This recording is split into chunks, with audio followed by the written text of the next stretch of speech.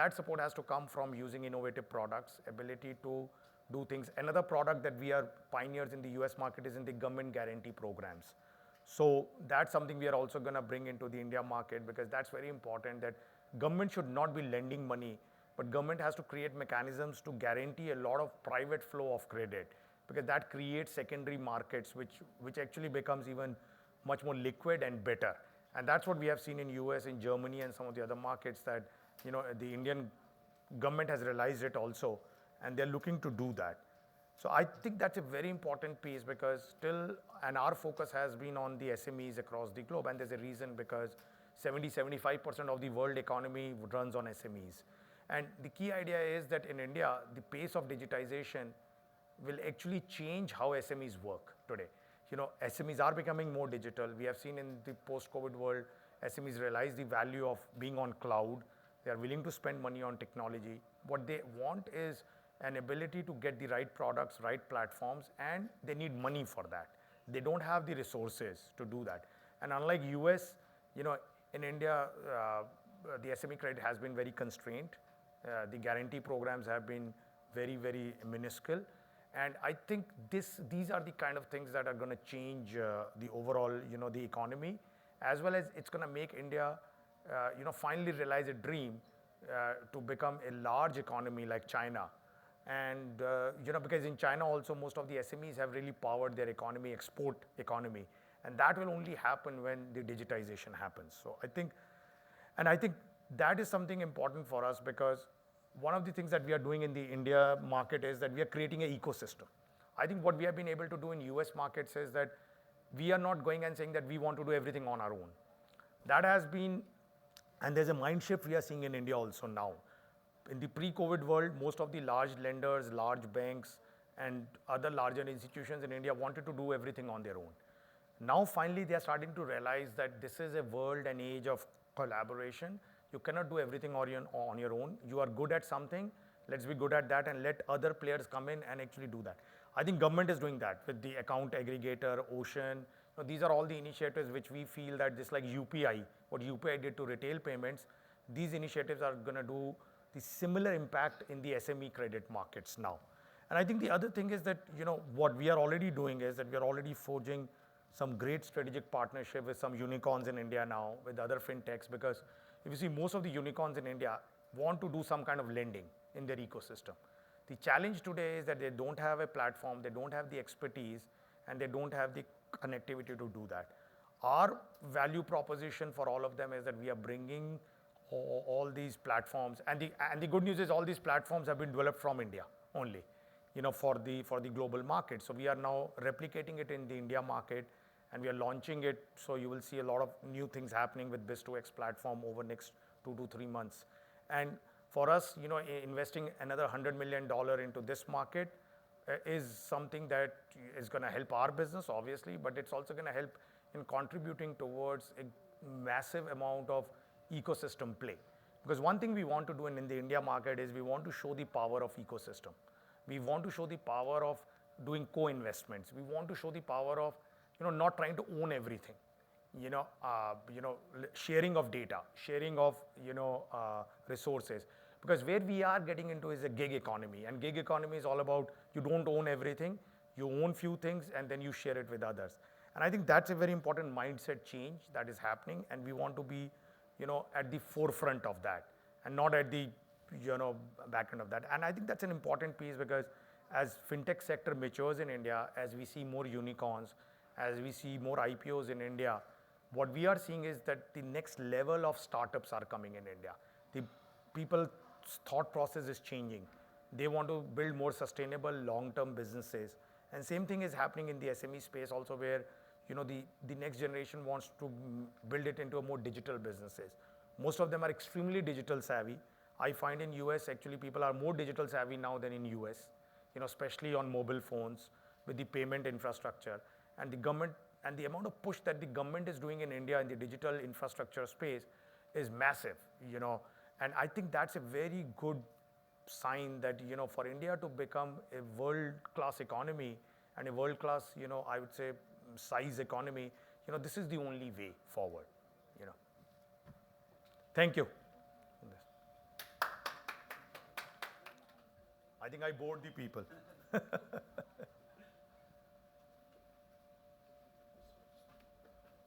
So thank you, Rohit, for your very interesting announcement. And I'm sure there is a huge opportunity for the entire financial services industry in the country to uh, lap up from your expertise and also from your uh, unique ability to kind of bring knowledge as a lender, to bring capital as an investor, and to bring technology as a creator of technology. And that's a really large investment, and I'm sure we are all looking forward to the next steps from you.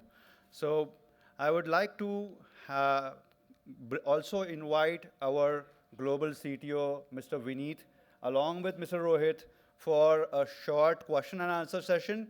So please feel free to come ahead and do ask us what are your queries, questions. We are very happy to kind of have some interactive discussions with the media today.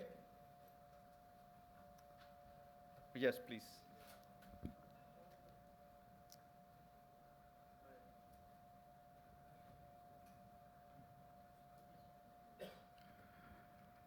Hello, Yeah. good afternoon. My name is Ravi Gupta.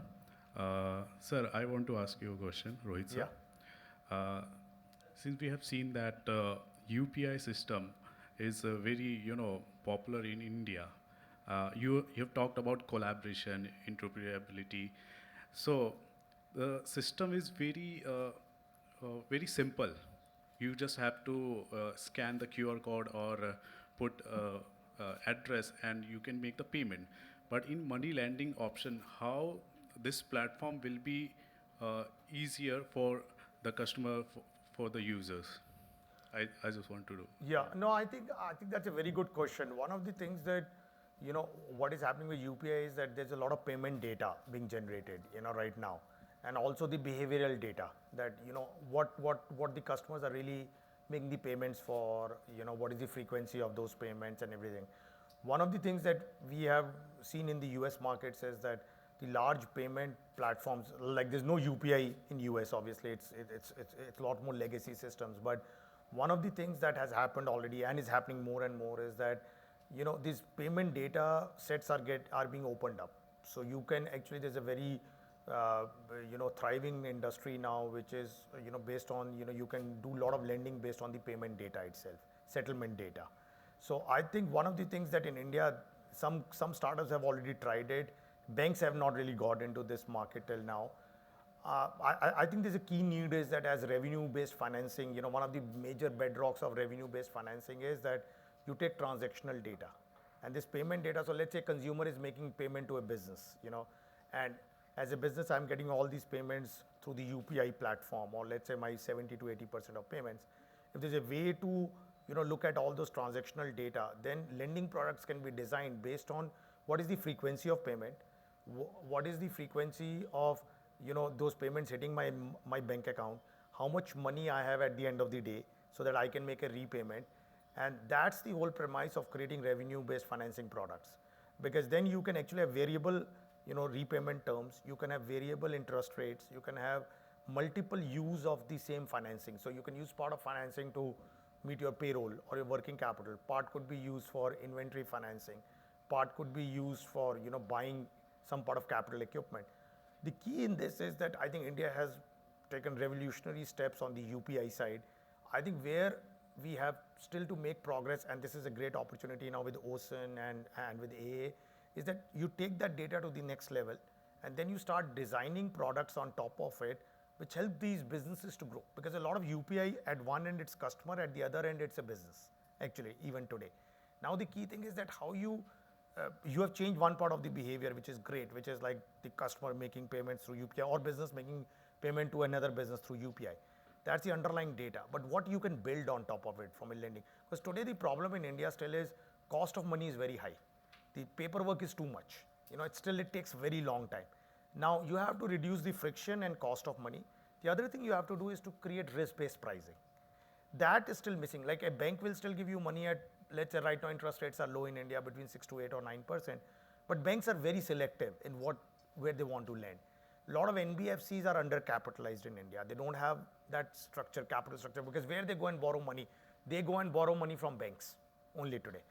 In a market like US, what happens is that as a non-bank company, we don't have to go to a bank to borrow money. We can go to capital markets directly. So we can build all these loan products, go to capital market, get money from insurance companies, pension funds, and other long-term investors. So that money is actually cheaper than what a bank will provide. So the benefit of that is that your delivery costs are lower. So like in a market like US, banks spend around 8 or 9% of their of the top line to make a loan. Actually one-time cost. For us, that cost is only 2 to 3%, because it's less number of people and then ongoing monitoring. Ongoing monitoring is very important, because one big problem that has happened in India in the past is that NPAs have always ballooned. Whenever you have tried to lend to SMEs, NPAs have always gone up. And when NPAs go up, it's not a sustainable lending business anymore. So how do you actually take that data on an ongoing basis, do better pricing, better early warning alerts, so that your NPAs are under control? Because once you keep NPAs under control, you will be able to deliver more money, cheaper cost, and also you can customize that need, that what is the need of that money. I think those are three very important aspects where UPI is one foundation, AA and Ocean is going to be the other two legs of that now, actually. Right, if Yeah, I Vinit, can please. just add to that question, and I am given to believe that we have local media, vernacular media, तो मैं थोड़ा हिंदी में बोल दूंगा, तो I hope you don't mind as well. So I think adding to what Rohit said, and he's a visionary in this area, he's seen this multiple times in other countries, and we have the benefit of bringing that to India. India लाके अभी सबसे बड़ी problem UPI के साथ ये है कि आप डेटा तो जनरेट कर रहे हैं, लेकिन बैंक्स आपको छोटे कस्टमर को, किराना स्टोर ओनर जो मेहनत कर रहा है, जो यूपीआई का वो पेमेंट यूज़ कर रहा है, बैंक्स उसको लोन देने में अभी भी उतना जल्दी लोन नहीं दे पाते हैं, पेपर वर्क ज़्यादा लगता है. आप किसी भी किराना स्टोर ओनर के पास जाइए, पूछिए कि अगर आपको लोन लेना है 1 लाख का, 2 लाख का, 50,000 का अपना बिजनेस बढ़ाने के लिए, बैंक के पास जाएंगे 1 हफ्ता लगेगा, 10 दिन लगेंगे, डॉक्यूमेंट्स मांगेंगे जो उनके पास है नहीं. उनके पास डेटा है यूपीआई का, बट बैंक्स उसको यूज़ नहीं करना जानते उस डेटा को, कि कैसे उसको रिस्क के लिए यूज़ करें, क्रेडिट असेसमेंट के लिए यूज़ करें. And this is what we have done. हम बिज2 क्रेडिट में और यूएस लेंडिंग ऑपरेशंस में यही हम 10 साल से कर रहे हैं. यही हमारी सबसे बड़ी कॉम्पिटेंस और सबसे बड़ी अचीवमेंट रही है.